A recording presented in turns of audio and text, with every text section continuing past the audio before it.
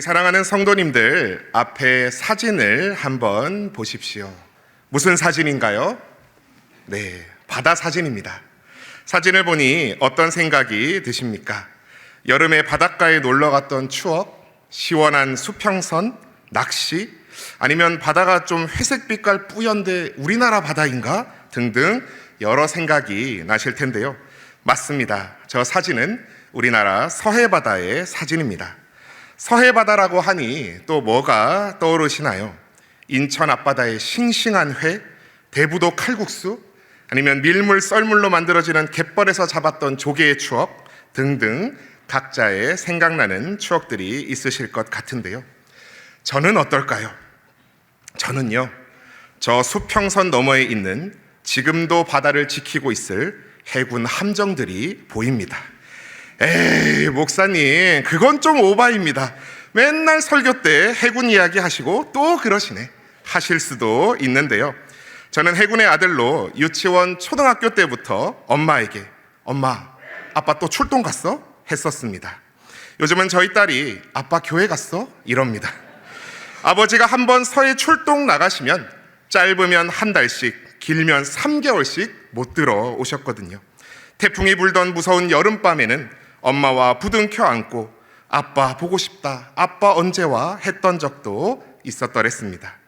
그리고 성인이 되어서 바다를 좋아했던 저는 결국 해군에서 복무하며 구축함 왕건함을 타고 서해에서 아버지가 뛰었던 그 출동을 경험할 수 있었습니다.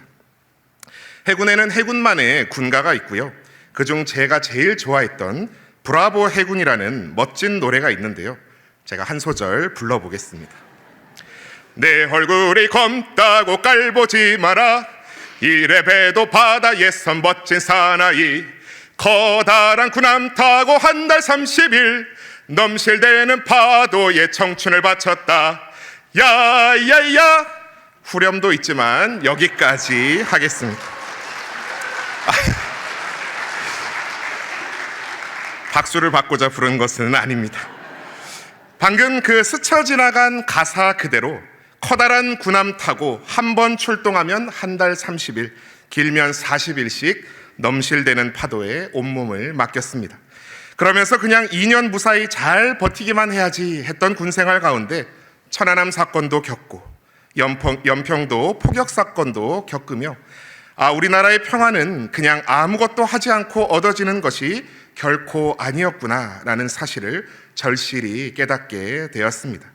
그래서 지금도 바다를 볼 때 저 수평선 너머 많은 함정들이 지금도 교대로 출동을 뛰고 있겠지. 그리고 그 수고 덕에 내가 안심하고 일상을 누리며 살아가고 있지 하는 감사의 마음이 듭니다. 아는 만큼 보인다라는 말이 있습니다. 같은 현상을 보고도 자신의 아는 지식이나 경험의 깊이에 따라 보이는 게 다르다는 말입니다. 오늘 우리가 읽었던 본문 마가복음 8장 22절은 이렇게 시작합니다. 제가 봉독하겠습니다. 벳세다의 이름에 사람들이 맹인 한 사람을 데리고 예수께 나와 손대시기를 구하거늘. 오늘 본문에선 맹인 한 사람이 등장합니다. 맹인이 누구입니까? 요즘은 우리가 시각장애인이라고 부르지요. 선천적 혹은 후천적 문제로 시력이 현저히 낮거나 완전히 보이지 않는 사람을 말합니다. 제가 시각장애인은 아니지만 시력이 나빠서 이렇게 안경을 쓰고 있습니다. 초등학교 2학년 때 교실에 앉았는데 갑자기 칠판 글씨가 흐릿하게 보이는 겁니다. 처음 안경을 쓴 제 모습을 보고 세상 다 잃은 듯 저를 바라보시던 어머니의 그 표정을 저는 지금도 잊을 수가 없습니다. 그저 시력이 좀 나빠진 것 뿐인데도 엄마도 시력이 1.5고 아빠도 1.5인데 내 아들이 어쩌다, 차라리 내 눈을 뽑아주고 싶다며 어머니는 거의 통곡하듯 속상해 하셨습니다. 그런데 오늘 본문의 이 맹인은 말 그대로 아무것도 보지 못하는 사람입니다. 흔히 사람의 신체 중 눈이 9할이라고 이야기하는데 갑자기 당장 오늘부터 앞을 보지 못한다고 상상해 보십시오. 그것만큼 절망스러운 일도 없을 겁니다. 사람들이 맹인을 데리고 예수님께 나와 안수하여 고쳐주시기를 간구했습니다. 맹인을 데리고 마을 밖으로 나가신 예수님께서는 그 사람의 눈에 침을 뱉으시며 안수하시고 무엇이 보이느냐 물으십니다. 24절에서 맹인이 말하지요. 사람들이 보이나이다. 원어로 보면 미완료 시제로 표현되어 있습니다. 다시 말해서 보입니다. 주님 보입니다 하며 거듭 반복해서 말한 겁니다. 얼마나 감격되고 흥분됐겠습니까? 그런데 뒤에 어라 싶은 한마디가 추가됩니다. 나무 같은 것들이 걸어가는 것을 보나이다. 아이고, 나무라니요. 완쾌된 게 아닌 거죠. 그래서 주님께서 다시 한번 그의 눈에 안수하십니다. 그리고 어떻게 되었을까요? 25절, 그가 주목하여 보더니 나아서 모든 것을 밝히 보는지라 말씀합니다. 할렐루야, 맹인이 눈을 떴습니다. 과연 우리 주님이십니다. 여기까지가 오늘 본문의 주된 내용입니다. 그냥 예수님의 여러 치유 사역 중 하나가 아닌가 싶지만 오늘 본문에는 독특한 점이 하나 눈에 띕니다. 바로 맹인이 예수님의 2번의 안수하심을 거쳐서야 눈을 떴다는 겁니다. 아니 그럴 수도 있는 거 아닌가요? 할 수도 있지만 다른 치유 기사들을 보면 대부분 말씀으로나 아니면 안수 한 번으로 고치십니다. 바로 2장 뒤로 넘어가 보면 마가복음 10장에서 등장하는 맹인 거지 바디메오가 등장하는데요. 예수님이 말씀하시니 바디메오가 눈을 떴다네 라는 찬양으로 우리가 잘 아는 그 바디메오도 가라 내 믿음이 너를 구원하였느니라 하시는 예수님의 말씀만으로 눈을 떴습니다. 오늘 본문의 맹인은 환부가 다른 이들보다 중증이었기 때문에 2번 치료가 필요했을까요? 예수님이 한번 안수를 탁 해보시더니 이야, 이거 병마가 아주 독한데? 이야, 자 보이냐? 나무 같은 것들이 걸어다니는 게 보입니다요. 그래, 아직 안 됐구만. 다시 한번 이제 잘 보이지? 하신 사건으로만 보기에는 뭔가 석연치가 않습니다. 근데요, 다시 한번 찬찬히 오늘 본문으로 설정한 마가복음 8장 22절에서 26절을 중심으로 놓고 카메라를 쭉 멀리 줌아웃하여 화면을 보여주듯이 마가복음 8장 전체를 조망하여 앞뒤로 본문을 살펴보면요, 어라? 알지 못했던 뭔가가 보이는 듯합니다. 참고로 마가는 샌드위치 구조를 아주 좋아하는 복음서 저자입니다. 12해 동안 혈루병 앓던 여인의 치유 사건을 12살 난 회당장 야이로의 딸을 살리신 사건 사이에 햄처럼 끼워 넣어 배치한다던가, 열매 맺지 못하는 무화과 나무가 주님께 저주받아 마른 그 사건 사이에 성전 정화 사건을 끼워 넣어서 부패한 성전의 종교 지도자들이 바로 입만 무성한 그 열매 맺지 못하는 무화과 나무다라고 알려주는 것처럼 말이죠. 이 사실을 기억하시고 오호, 이것 봐라 하고 본문의 앞을 살펴보면요, 8장 1절부터 7병이어의 기적이 등장합니다. 5병이어 말고요, 7병이어. 7병이어 처음 들어보시는 것 아니시지요? 떡 7개와 물고기 2마리로 4,000명의 사람을 먹이시고 남은 조각 7강주리를 거둔 기적입니다. 그리고 나서 예수님께서 다른 지역으로 이동하셨는데 거기서 바리새인들이 예수님을 힐난하며 비난하며 하늘로부터 오는 표적 한번 보여봐라 합니다. 직전 7병이어의 기적을 베푸셨음에도 불구하고 예수님께서 탄식하시며 어찌하여 이 세대가 표적을 구하느냐, 내가 이 세대에게 표적을 주지 않겠다 말씀하시지요. 평행복문인 마태복음 16장에서는 예수님께서 악하고 음란한 세대가 표적을 구하나 요나의 표적밖에는 보여줄 표적이 없느니라 말씀하셨습니다. 여러분, 요나의 표적이 무엇인가요? 모르는 사람은 요나의 표적? 지금 이 예수라는 작자도 큰 물고기 뱃속에 들어갔다가 살아나오는 마법을 보여주겠다는 건가 하였겠지만 우리 수준 있는 신일의 성도님들은 다 아시지요? 네, 그건 바로 그 어떤 기적과도 비교할 수 없는 예수님의 십자가의 죽으심과 3일 만에 부활하심의 이적, 즉 십자가 대속 사건을 말하신 겁니다. 그걸 몰라주는 사람들이 하늘로부터 오는 표적을 보여달라 하고 있으니 예수님께서는 하늘로부터 내가 이 땅에 내려왔는데 뭘 더 바라는 것이냐 하시며 정말 답답하지 않으셨을까요? 그런 와중에 오늘 본문 바로 직전 예수님과 제자들 사이에 한 웃지 못할 해프닝이 등장합니다. 오늘 읽진 않았지만 마가복음 8장 15절 말씀을 제가 봉독해 드리겠습니다. 예수께서 경고하여 이르시되 삼가 바리새인들의 누룩과 헤롯의 누룩을 주의하라 하시니, 예수님께서 건너편으로 건너가기 위한, 제가 좋아하는 배를 타시곤 제자들에게 바리새인과 헤롯의 누룩을 조심하라 말씀하십니다. 근데 그때가 마침 제자들이 떡, 사실 빵이지요, 먹을 일용할 빵을 가져오는 것을 잊어서 빵이 딱 하나밖에 없는 때였습니다. 그러자 제자들이, 야, 예수님이 누룩 말씀하신다. 누룩? 빵에 들어가는 거? 야, 네가 빵 가져오는 거 까먹어가지고 예수님이 누룩 이야기하시잖아. 배 이미 탔는데 어떡할 거야? 이러면서 서로 수군댑니다. 맙소사, 여러분, 이게 무슨 상황입니까? 동문서답, 소기의 경일기입니다. 바리새인만 눈뜬 장님인 줄 알았는데 내 제자들도 다를 것이 없구나.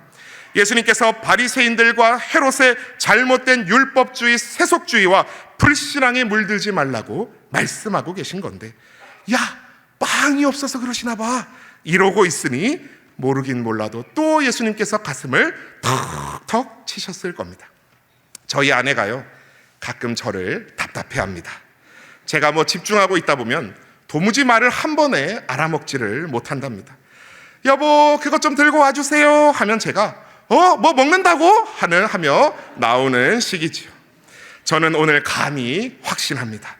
정말 사랑 많으신 예수님이시지만 동문서답하고 있는 제자들을 바라보는 그 예수님의 눈길은 그 순간만큼은 어휴, 말을 말지 하는 제 아내랑 똑같은 눈이었을 것이다 확신합니다. 왜요? 예수님께서 이렇게 말씀하셨거든요. 8장 17절에서 18절 말씀입니다. 예수께서 아시고 이르시되 너희가 어찌 떡이 없으므로 수군거리느냐? 아직도 알지 못하며 깨닫지 못하느냐? 너희 마음이 둔하냐? 너희가 눈이 있어도 보지 못하며 귀가 있어도 듣지 못하느냐? 또 기억하지 못하느냐? 눈이 있어도 보지 못하냐? 다른 말로 이 눈뜬 장님들아 하신 겁니다. 내가 떡 5개로 5,000명을 먹이고 남은 광주리는 몇 광주리냐? 제자들이 주눅들어 대답합니다. 12광주리요. 떡 7개로 4,000명을 먹이고 남은 광주리는 몇 광주리였냐? 지금은 7광주리요. 여러분, 제자들의 기억은 멀쩡합니다. 근데 제대로 보지를 못합니다. 우리의 모습은 어떠합니까? 우리도 모두 영적 맹인과 같았습니다. 주님을 알기 전에 우리의 모습도 사실 영적 맹인과 같은 모습이었습니다. 우리도 세상의 가치에 눈이 멀어 그저 남들처럼 잘 먹고 잘 살고 떵떵거리고 살고 싶은 게 우리네 소원 넘버1이었습니다. 근데 누굴 만나 변화받게 됩니까? 오늘 본문 바로 뒤의 내용을 보시면 영적 맹인과 같았던 제자들이 조금 눈을 뜨게 되는 장면을 보실 수 있습니다. 27절 말씀입니다. 예수와 제자들이 빌립보 가이사라 여러 마을로 나가실새 길에서 제자들에게 물어 이르시되 사람들이 나를 누구라고 하느냐? 사람들이 나를 누구라고 하느냐? 제자들이 대답합니다.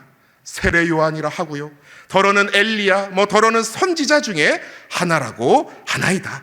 그러자 예수님께서 물으시죠. 너희는 나를 누구라 하느냐?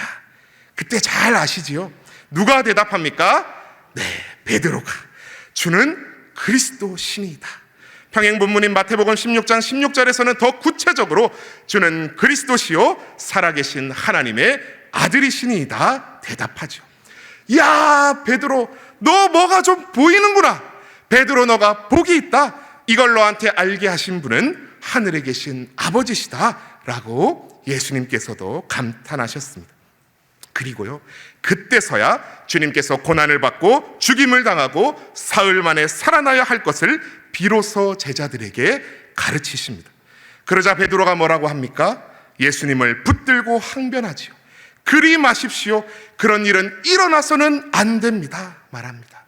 그때 베드로가 예수님께 얼마나 서슬퍼렇게 꾸짖음을 당했는지, 사탄아 내 뒤로. 어휴, 제가 말하지 않아도 모든 성도님 다 아실 겁니다.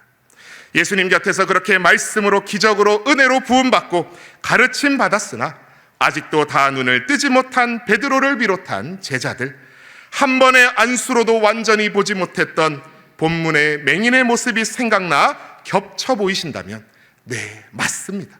그것은 결코 우연이 아닙니다. 결국 제자들은 어디서 모든 것을 밝히보게 됩니까? 십자가 앞에서. 더 구체적으로 말하면 십자가에서 죽으시고 3일 만에 부활하신 주님을 다시 만나고 승천하시기까지 40일 동안 요한의 아들 시몬아 네가 나를 사랑하느냐 등 다시 한번 눈물 나는 가르침을 받고요, 오순절 불과 바람 같은 성령으로 부음받음으로 비로소 제자들은 모든 것을 밝히보는 제자들이 됩니다. 주님은 오늘도 말씀으로 성령으로 먼저 우리의 눈을 뜨게 하십니다. 예수님께서 부활 승천하시기 전 제자들에게 신신당부하셨던 말씀이 있습니다. 예루살렘을 떠나지 말고 내게서 들은 바 아버지께서 약속하신 것을 기다리라. 제자들은 말씀대로 약속하신 성령님을 기다렸습니다. 그리고 오순절 성령 강림 사건으로 말미암아 그들은 마침내 주님께서 가르쳐 주신 모든 것을 밝히보는 자들이 되었습니다. 무지렁이 어부 출신이었던 베드로의 설교가요, 그 어떤 학식 있는 자보다 놀라운 진리의 복음 선포가 되어서 하루에 3,000명의 수가, 성도의 수가 더하여졌고요, 성전 미문에 앉은 뱅이를 베드로와 요한이 예수 그리스도의 이름을 힘입어 일으키는 기적들이 일어납니다. 그리고 모든 것을 밝히보는 자가 된 그들은 세상으로 파송되었습니다. 누구든지 자기 목숨을 구원하고자 하면 잃을 것이요 누구든지 나와 복음을 위하여 자기 목숨을 잃으면 구원하리라 하신 마가복음 8장 35절 말씀과 같이 주님과 복음을 위하여 자기 목숨을 아끼지 않고 나아가 도리어 영원한 생명을 얻는 제자들이 되었습니다. 그리고 많은 이에게 그 복음을 영생을 전하며 천국 상급을 쟁취하는 십자가 군병들이 되었지요. 사랑하는 신일의 성도님들, 우리는 오늘 어떤 자이십니까? 맹인이십니까? 반쯤 눈뜬 자입니까? 아니면 모든 것을 밝히보는 자이십니까? 설교 시작 때 보여드린 것처럼 사진 하나를 더 보여드리고자 합니다. 네, 이 사진에서 무엇이 보이십니까? 예, 보이는 대로 그냥 요즘 이과 감성으로 말한다면 이건 그냥 긴 나무, 작은 나무, 열십자 형태로 엮은 십자나무입니다. 사람들에게 물어보면 뭐 교회 예배당 표시하는 십자가네요 라고 할 겁니다. 역사가들은 로마 시대에 간간히 쓰였던 극형 도구네요 라고 할지도 모릅니다. 그러나 말씀으로 믿음으로 눈을 뜬 성도님들에겐 저 너머에 무엇이 보이십니까? 우리의 죄를 대신 지신 예수님의 다함없는 사랑하심이 보입니다. 오늘도 세상에 눈이 멀어 눈뜬 장님처럼 살아갈 우리에게 천국의 비밀과 최후 승리의 비밀을 보여주시고 예수님 따라가도록 하시는 하나님의 놀라운 인도하심이 보입니다. 제가 서해 바다를 볼 때 해군함정이 생각났던 것처럼 십자가를 볼 때 주님의 은혜가 생각나는 거지요. 다할 수 없는 감사의 은혜가 생각이 납니다. 근데요, 저는요 자주 눈이 감깁니다. 잠을 워낙 좋아하기도 합니다만 그것만이 아니라 조금만 방심하면 영의 눈이 감기는 것을 느낍니다. 말씀으로, 이 성경으로 매일매일 내 눈을 마사지해야 합니다. 성경 말씀으로 눈을 부비든 씻어내듯 읽어야 합니다. 그것이 바로 오늘 설교 제목과 같이 모든 것을 밝히보는 비결인 줄 믿습니다. 또 다른 율법주의에 빠지라는 말씀이 아닙니다. 성령 하나님께 이 말씀을 제대로 비추어 조명해 주시기를, 그래서 참으로 그 말씀대로 실천하며 살아나갈 수 있기를 매일 간구하며 나아가시자는 말씀입니다.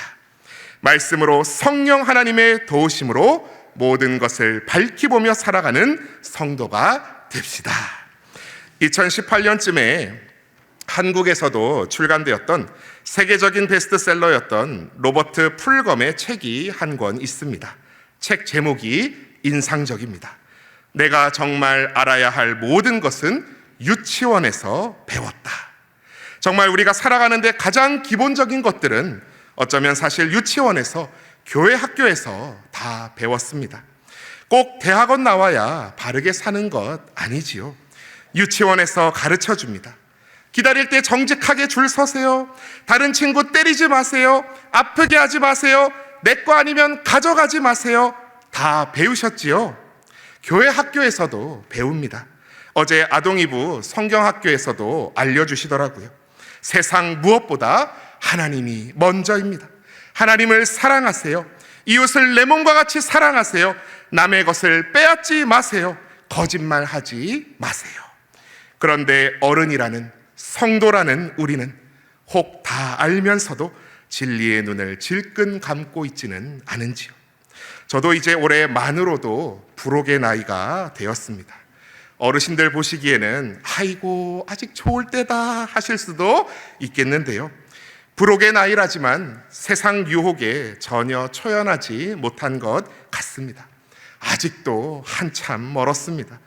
예수님께서는 낮고 낮은 자리로 가셔서 죄인과 세리와도 친구가 되셨는데 저는 아직도 세상의 화려한 모습이나 물질에 자꾸 눈이 갑니다. 아직도 내 못난 고집이 안에서 꿈틀댑니다.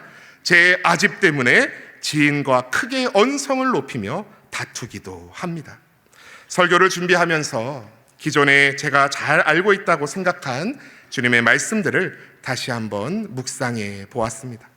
창조주 되신 하나님의 사랑, 구속주 되신 예수님의 십자가의 구원하심, 주님께서 가르치신 말씀들, 하나님을 사랑하고 이웃을 내 몸과 같이 사랑하라는 말씀, 내가 너희를 사랑한 것 같이 너희도 서로 사랑하라 하신 말씀, 원수를 위해 기도하라 하신 말씀들을 떠올려 봅니다. 그러나 그럴수록 정말 그 말씀대로 밝히 보고 살아가고 있었는지, 겉으로는 내내 하면서 눈이 반쯤 감긴 채 살고 있진 않았는지 부끄러운 제 모습을 돌아보며 회개하게 됩니다. 너희가 눈이 있어도 보지 못하느냐? 주님의 이 안타까운 책망을 오늘 우리가 또 들어서야 되겠습니까? 사랑하는 성도 여러분, 우리는 할 수 있습니다. 우리는 오늘 눈을 뜰 수 있습니다. 오늘부터 결심해서 하는 내 힘이, 내 의지가 잘나서가 아닙니다. 주님이 약속하신 성령 하나님께서 우리와 함께 하시고 우리가 매일매일 주님의 말씀을 의지하고 나아간다면 주님께서 우리의 눈을 어루만지시고 밝히실 줄 믿습니다. 그리고 그 밝은 눈으로 좌로나 우로나 치우치지 않고 똑바로 믿음의 걸음을 걷게 하실 것입니다. 우리를 위해 죽으시고 부활하신 주님을 기억하며 감사하는, 아니 기쁨에 겨워 이 자리까지 달려나온 기쁨의 주일입니다. 세상의 왕들과는 달리 나를 위해 목숨까지 내어주신 왕, 나의 구주 되신 주님을 주목하여 바라보시면서 오늘도 다시 한번 내 눈을 주님의 손에 맡겨 보십시오. 가만히 눈을 감고 주님, 어리석은 저의 눈을 오늘도 안수하여 주십시오. 오늘 말씀 제목과 같이 저의 눈을 모든 것을 밝히 보는 영안으로 열어 주십시오. 기도하기 원합니다. 설교를 마무리하면서 우리 마음에 이런 마음이 함께 있었으면 좋겠습니다. 하나님, 참으로 믿음의 눈을 뜨게 하옵소서. 나를 위해 십자가에서 대속하신 주님의 참 사랑을 기억하게 하옵소서. 외식하는 자여, 먼저 내 눈 속에서 들보를 빼어라. 그 후에야 밝히 보고 형제의 눈 속에서 티를 빼리라 하신 주님 말씀처럼 먼저 내 모습을 먼저 밝히 보고 회개하며 사랑을 베푸는 겸손한 자 되게 하옵소서. 내 주변 가족을, 이웃을, 성도를 사랑하고 섬기며 바로 믿고 말씀 안에 교제하는 올 한 해 되게 해달라고 기도하시며 삶으로 실천하며 살아나가셔서 12제자보다도 베드로보다도 주님께 더 큰 칭찬 받아 누리시는 모든 신일의 권속들 다 되시기를 주님의 이름으로 축원합니다.